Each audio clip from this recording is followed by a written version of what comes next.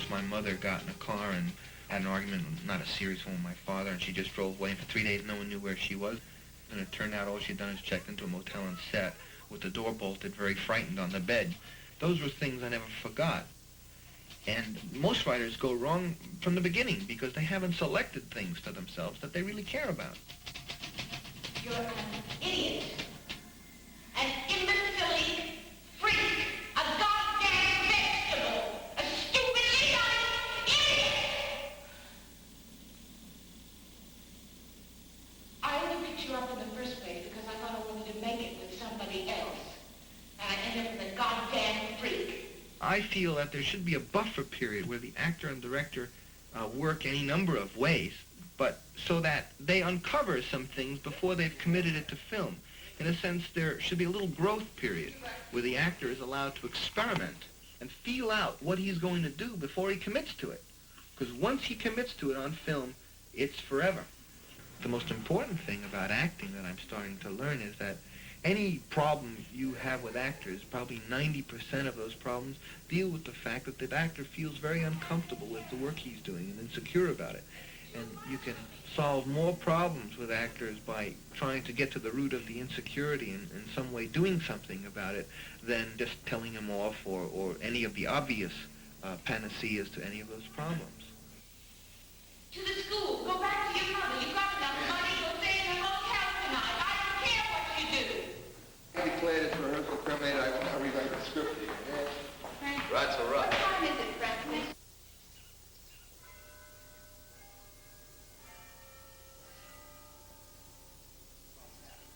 I felt that if I'm taking this group of people across the country for 4 months and they don't like making movies, they're going to be very unhappy. And if they're unhappy, it's no good for them and it's no good for me. Francis talked to me about the project and everything. I could not possibly foresee all the things that were going to happen. We'd like to have Mr. and Mrs. Vincent with us dance in a lovely waltz.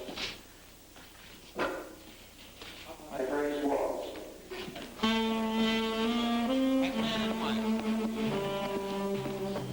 Could we do a little, is this so inappropriate that it would be really uncool? Could the next thing be the bride's mother dancing with the groom? No? Could that happen? Yeah.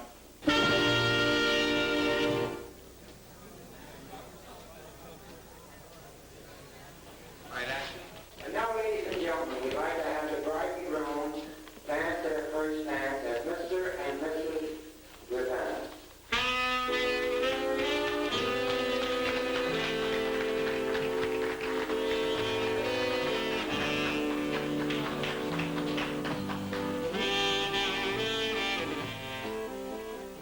But it looked pretty bad and a number of times right in the beginning, and I was acting very irresponsibly. I mean, I was committing all my personal money, such as it is, into the film with no guarantee that we were going to make the film. So I stood to lose everything, really.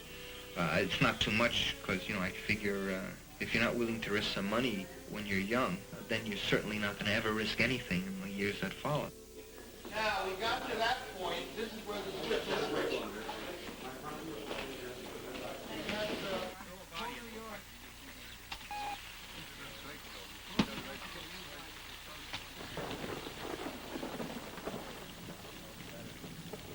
Very often an actor and a director could argue about some little moment in a scene when really what they're arguing about is more fundamental, is that they disagree on the scene itself or they disagree on some other bigger sense.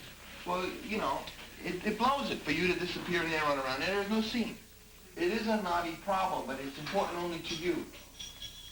Well, that's like all those movies that I made in Hollywood, and everybody says nobody will notice. Right? That's not what I'm saying. What I'm saying is there is an objective to a scene, and if a purse is going to blow the objective of the scene, then we shouldn't have a purse. But I don't think it is. I'm just saying that I think human logic, that I do that. You're only going to stay in some place for a tentative amount of time. You're always figuring on leaving shortly thereafter. Anyway, it's very small. That's not the problem in the scene anyway. We know. There's no problem to any scene. There is no problem to this scene. And in no circumstances, not like those movies, no, that gets me mad. Oh, no, It does, Shirley, because I sit on my ass for 3 days without shooting a foot of film. I give people a chance to rehearse and to talk about sequences, and I'm back into Warner Bros. We got to knock the film out after 2 days. You know, everything I've done is to make it not be like that. of course, I'm not criticizing you. No, it's not me. It's the whole thing. Is we're sitting out here just. Okay. Let's just try this last little scene again. Right.